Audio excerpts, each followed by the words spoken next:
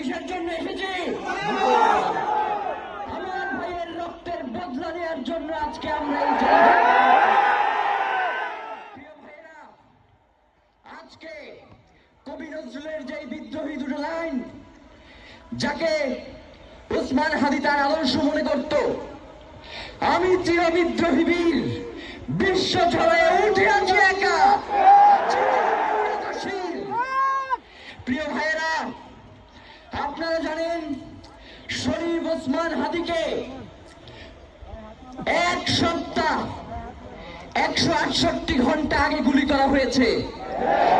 এখন পর্যন্ত কি তার খুনিকে গ্রেফতার করা হয়েছে?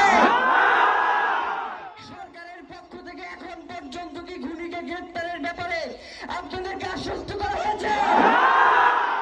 তারা কি এখন পর্যন্ত আমাদেরকে জানিয়েছে যে খুনি কোন জায়গায় রয়েছে? আমরা স্পষ্ট মনে করছি যে এখানে খুনি একজন নয়, এখানে পুরো একটা ইনকিলাব মঞ্চ এবং তার পরিবারের পক্ষ থেকে আপনাদেরকে জানিয়ে দিতে চাই, খুনের পরিকল্পনাকারী, খুনের সহায়তাকারী এবং খুনি চক্রকে বিচারের আওতায়